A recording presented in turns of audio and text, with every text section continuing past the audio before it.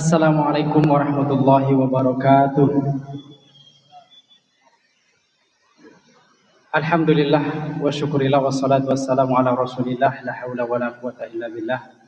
Raditu billahi rabba wa bil islami dina wa bi muhammadin nabiyya wa rasulah. Bapak-bapak, ibu-ibu jamaah salat tarawih yang dimuliakan Allah Subhanahu wa taala. Kita benar-benar berada di ujung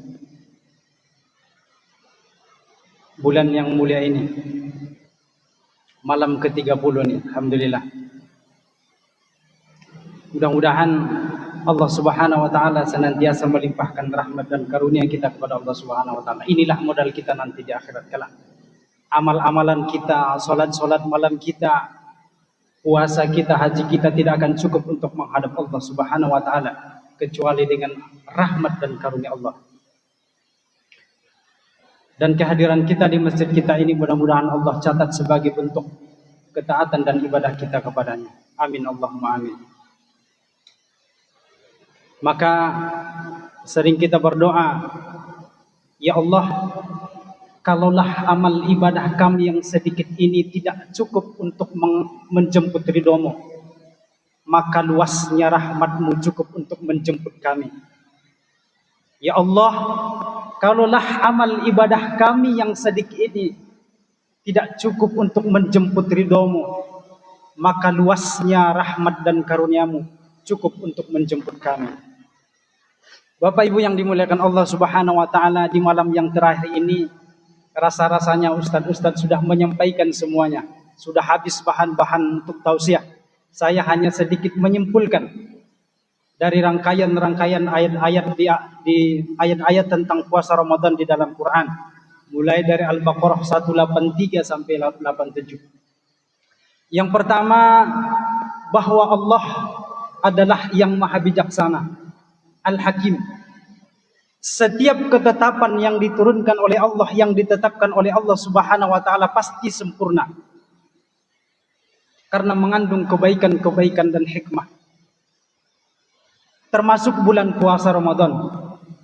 Puasa Ramadan sungguh sangat baik untuk kita manusia. Baik untuk tubuh kita, untuk kesehatan kita. Puasa itu sangat baik untuk tubuh kita. Saya alhamdulillah kalau di luar Ramadan rasanya ada aja penyakit. Selama bulan Ramadan ini, bahkan beberapa kali begadang, alhamdulillah sehat-sehat saja. Satu aja yang berat, kalau siang mata tak tertahan, tidur terus. Terkadang berlebihan juga. Sisanya alhamdulillah sehat. Kemudian untuk spiritual kita juga sudah pasti. Puasa itu mempersempit jalan setan yang ada di dalam tubuh kita. Karena kata baginda Rasulullah SAW, setan itu di dalam tubuh kita itu seperti darah yang mengalir. Maka dengan puasa dan zikir akan mempersempit aliran darah itu.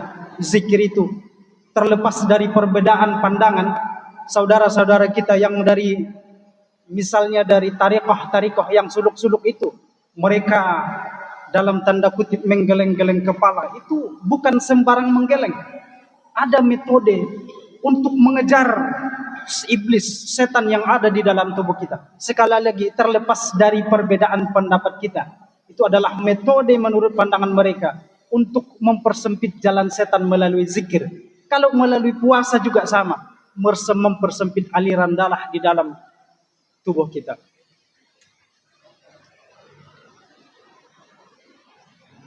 Karena puasa ini, kata Allah Subhanahu wa taala, puasa ini adalah ibadah yang mendapatkan perhatian khusus dari Allah Subhanahu wa taala. Kullu amali bini Adam lahu illa siyam fa innahu li wa ana ajzibi. Setiap amal anak Adam itu untuknya kecuali puasa, kata Allah Subhanahu wa taala di dalam hadis qudsi. Itu untukku dan aku yang akan membalasnya. Yang kedua, di akhir bulan Ramadan ini kita sama-sama merenung. Sudah berapa kali kita mengikuti bulan puasa dalam hidup kita? Lalu apa dampaknya terhadap jiwa kita, terhadap diri kita, terhadap akhlak kita, hubungan kita dengan sesama hablum minan nas, hubungan kita dengan lingkungan, hubungan kita dengan terlebih-lebih dengan Allah Subhanahu wa taala. Sudah berapa kali kita berpuasa? Saya alhamdulillah hari ini usia saya 38 tahun. Kalaulah seorang manusia bisa sempurna melakukan di usia yang sudah 15 tahun baru bisa sempurna puasa, maka saya sudah 23 tahun berpuasa. Rasa-rasanya belum terlalu banyak bermanfaat. Tetapi kalau belum rasanya terlalu dapat kita mengambil memetik hikmah-hikmah dan manfaat selama puasa kita bertahun-tahun, maka sudah saatnya juga menyesali waktu yang sia-sia yang kita lewati selama ini. Mulailah kita memperbaiki diri sebagai hamba Allah Subhanahu wa taala. Merenung, mendengarkan suara hati. Kata Jalaluddin Rumi, ada suara yang tak menggunakan kata-kata, maka dengarkanlah. Itu adalah suara hati kita. Merenung. Apa dampak puasa ini? Kata Rasulullah SAW dalam riwayatnya melakukan puasa selama 9 kali. Tentu jangankan untuk mendekati, jangankan untuk mencontoh, mendekati jauh, tetapi mendekatinya saja sangat jauh. Tetapi walau bagaimanapun beliau adalah contoh tauladan bagi kita semua. Semaksimal mungkin kita berusaha berikhtiar untuk mencontoh beliau. Bapak Ibu yang dimuliakan Allah Subhanahu wa taala, kemudian di dalam rangkaian ayat puasa itu Al-Baqarah 184 185 di jalan Allah Subhanahu wa taala menjelaskan bahwa dia sebetulnya Allah menghendaki kemudahan bagi hamba-hambanya, tidak ingin menghendaki kesulitan. Yuridullahu bikumul yusra wala yuridu bikumul usra.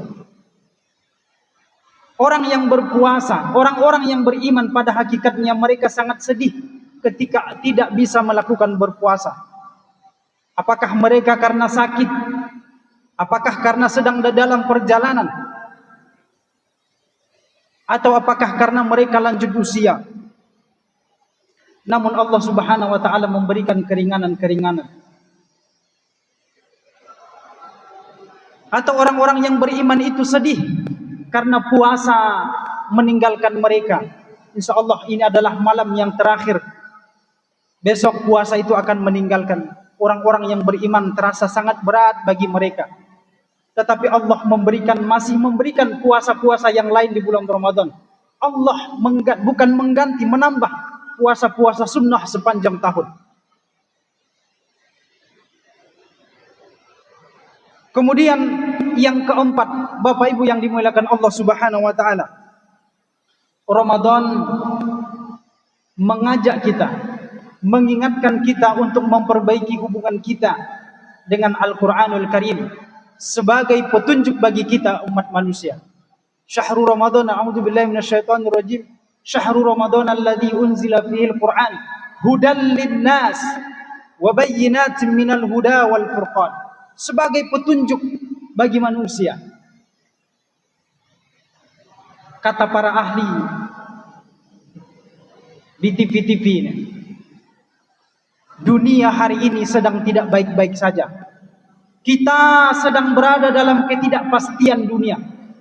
Setiap hari kita mendengar berita tentang perang, konflik kemanusiaan, konflik sosial terjadi di mana-mana. Kenapa? Karena umat manusia jauh dari bimbingan Quran.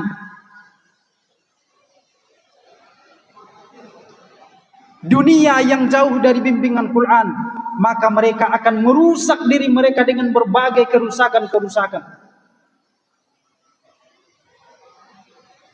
Judi online, perang, kekerasan, narkoba, korupsi dan sebagainya. Dunia sedang sakit dan obatnya adalah Al-Quranul Karim. Terutama penyakit-penyakit yang ada di dalam dada kita. Penyakit kebodohan, penyakit kemunafikan, perpecahan-perpecahan yang ada di hati kita. Ketika kita lihat dari dulu bagaimana Donald Trump petantang-petenteng menyerang negara-negara Islam. Apa yang terjadi? Tak ada yang bisa dilakukan negara-negara Islam yang lain kecuali hanya mengutuk dan mendoa. Tidak ada yang bisa kita lakukan. Kenapa? Karena kita berpecah. Ketika mereka menyerang Iran, Palestina, kita hanya bisa berdoa. Terlepas dari perbedaan misalnya Syiah dan Sunni, nanti dulu. Tapi ketika Amerika dan Israel membom, lalu Iran membalasnya ke pangkalan-pangkalan militer Amerika, kemana sasarannya? Di negara-negara Arab yang ada di situ. Pangkalan Amerika itu bukan di Amerika, tapi di negara-negara Islam di sekitar itu. Akhirnya sesama negara-negara Islam itu yang bergontok-gontokan. Allah Subhanahu wa taala berfirman, "Wahai manusia, sesungguhnya telah datang pelajaran kepada kamu dari Tuhanmu sebagai pengobat penyakit-penyakit yang ada di dada-dada kamu, dan petunjuk serta rahmat bagi orang-orang yang beriman." Nabi SAW menjelang akhir hayatnya, beliau juga sudah berwasiat kepada kita, "Taraktu fikum amrayni lan tadillu ma tamassaktum bihima, kitaballahi wa sunnata rasulih." Aku tinggalkan kepadamu dua perkara, kamu tidak akan pernah tersesat selama berpegang teguh kepada keduanya, yaitu kitab Allah dan sunnah Rasulnya. Bapak Ibu yang dimuliakan Allah Subhanahu wa taala, kemudian yang kelima, di dalam Quran surah Al-Baqarah 186, masih serangkaian dengan ibadah puasa. Allah mengajak kita untuk bersungguh-sungguh di dalam berdoa di bulan puasa ini. Karena kata Ibnu Katsir rahimahullah, saat kita berpuasa, kita sedang berada dalam posisi yang sangat dekat kepada Allah. Maka orang yang dekat kepada Allah ketika kita berdoa, maka Allah pasti akan mendengarkan doa-doa kita. Rangkaian puasa itu, rangkaian ayat puasa itu 183 sampai 187. 183, 84, 85, 87 berbicara teknis tentang puasa Ramadan. Tetapi 186 ini hanya berbicara tentang doa. Seolah-olah kalau kita baca sekilas tidak ada hubungannya dengan ayat yang sebelumnya dan sesudahnya. Tetapi ini masih satu kesatuan. Bahkan ini adalah inti, justru disinilah inti daripada puasa ini. Karena saat berpuasa sekali lagi, kita sedang berada dalam posisi yang sangat dekat kepada Allah Subhanahu wa taala. Maka Allah berfirman, "Wa idza sa'alaka 'ibadi 'anni fa inni qarib, ujibu da'watad da'i idza da'ani." Apabila hamba-hambaku bertanya kepadamu tentang aku, kata Allah Subhanahu wa taala, maka sesungguhnya aku dekat. Aku akan mengabulkan permohonan orang-orang yang meminta berdoa apabila mereka memohon kepadaku, kata Allah Subhanahu wa taala. Dalam satu hadis disebutkan ada 3 doa orang yang tidak pernah ditolak oleh Allah Subhanahu wa taala. Salah satunya adalah doa orang yang berpuasa sampai ia berbuka. Kenapa doa orang yang berpuasa ini tidak ditolak oleh Allah Subhanahu wa taala? Sebagaimana kita sebutkan tadi, ibadah puasa Ramadan adalah ibadah yang mendapat perhatian khusus dari Allah. Saat kita berpuasa, kita dekat dengan Allah Subhanahu wa taala. Apa kata Jalaluddin Rumi, penyair yang sudah sangat masyhur itu? Meski wajahmu pucat karena puasa, tapi jiwamu lembut bagai sutra. Doa-doamu di bulan ini akan diterima. Pintu-pintu langit akan terbuka. Bapak Ibu yang dimuliakan Allah Subhanahu wa taala, kemudian di dalam Al-Baqarah 187 Allah sedikit menyinggung tentang i'tikaf. Pesannya adalah agar kita berusaha dan berikhtiar. Di 10 malam terakhir kita sudah melakukan, insyaallah semampu kita, apa yang bisa kita lakukan, kita lakukan. Salat malam, membaca dan merenungkan makna Al-Quran, bertafakkur, berdoa di malam-malam Ramadan. Nabi SAW juga mencontohkan bagaimana menghidupkan malam-malam 10 malam terakhir di bulan Ramadan. Untuk apa? Untuk mencari kemuliaan malam Lailatul Qadar. Malam kemuliaan yang lebih baik daripada 1000 bulan. Inna anzalnahu fi Lailatul Qadar. Wa ma adraka ma Lailatul Qadar. Lailatul Qadri khairum min alfi syahr. Mudah-mudahan Allah memberikan kemuliaan, kita memperoleh kemuliaan malam Lailatul Qadar. Amin Allahumma amin. Karena pada malam Lailatul Qadar, para malaikat dari langit turun untuk mengurus urusan manusia di muka bumi, seluruh makhluk di muka bumi.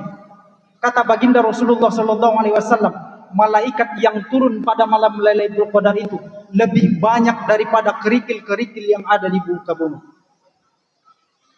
Kata Imam Al-Ghazali rahimahullah di dalam kitabnya Ihya Ulumuddin, malaikat itu punya 2 hari raya. Yang pertama pada malam Baro'ah, pada malam nisfu Sya'ban, dan yang kedua pada malam Lailatul Qadar. Begitu keagungan malam Lailatul Qadar. Di antara para ulama salafus salih, yaitu mereka ini orang-orang yang disebutkan oleh baginda Rasulullah sebagai generasi terbaik, para sahabat Nabi, para tabi'in. Para tabi'in ini mereka yang bertemu dengan para sahabat Nabi. Tabi'in, mereka yang bertemu dengan para tabi'in. Mereka mengatakan bahwa malam Lailatul Qadar itu adalah malam di mana ditentukan takdir seluruh makhluk di muka bumi ini dalam setahun. Siapa setahun ini yang akan dihidupkan lagi Allah Subhanahu wa taala? Siapa di antara kita yang akan dimatikan? Siapa yang akan diberikan kemuliaan? Siapa yang akan dihinakan? Siapa yang akan ditangkap KPK? Siapa yang akan semuanya apa yang dikehendaki oleh Allah Subhanahu wa taala dalam setahun ini diturunkan di malam Lailatul Qadar. Allah turunkan dari Lauhul Mahfuz kepada malaikat pencatat perintah.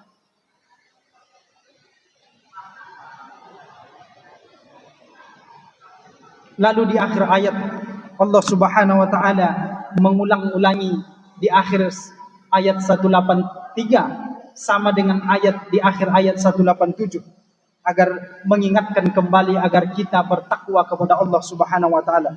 Kadzalika yubayyinullahu ayatihi lin-nasi la'allahum yattaqun. Demikian Allah menerangkan ayat-ayatnya kepada manusia supaya mereka bertakwa. Dalam tunjuk ajar Melayu disebutkan, apa tanda manusia jati? Bersama Islam hidup dan mati. Apa tanda manusia bertuah hidup bertakwa kepada Allah? Hadirin yang dimuliakan Allah Subhanahu wa taala, yang terakhir, yang ketujuh. Dengan berakhirnya Ramadan, kita diperintahkan untuk mengagungkan asma Allah dengan kalimah-kalimah thayyibah. Nanti besok malam insyaallah kita akan bertakbir, bertasbih, bertahmid dan tahlil. Allahu akbar, Allahu akbar. La ilaha illallah, wallahu akbar. Allahu akbar walillahil hamd walitukabbirullaha ala ma hadakum wa la'allakum tashkurun. Agar kita senantiasa menjadi hamba-hambanya yang bersyukur kepadanya. Sudah begitu banyak nikmat Allah yang diberikan kepada kita semua, tak mungkin kita hitung. Wa in ta'uddu ni'matallahi la tuhsuha. Apabila engkau menghitung nikmat Allah, niscaya kalian tidak akan sanggup untuk menghitungnya. Terakhir, besok hari Ramadan akan meninggalkan kita semua. Kita tidak tahu, kita tidak ada jaminan apakah kita bertemu dengan Ramadan yang akan datang. Mudah-mudahan Ramadan ini termasuk menjadi Ramadan yang terbaik yang pernah kita jalani, sehingga kita menjadi termasuk di antara hamba-hambanya yang bertakwa kepada Allah Subhanahu wa taala. Apakah kita nanti bertemu dengan bulan Ramadan yang akan datang? Amin. Atau apakah kita sudah bertemu dengan Allah dan Allah memenuhi dan pasti akan memenuhi janjinya, yaitu tentang berita gembira kepada orang-orang yang berpuasa. Orang yang berpuasa akan meraih dua kegembiraan. Kegembiraan ketika mereka berbuka berhari raya, dan kegembiraan ketika mereka bertemu dengan Tuhannya. Wallahu a'lam bishawab. Nasrun minallah wa fathun qarib wa basyiril mu'minin. Summa assalamu alaikum warahmatullahi wabarakatuh.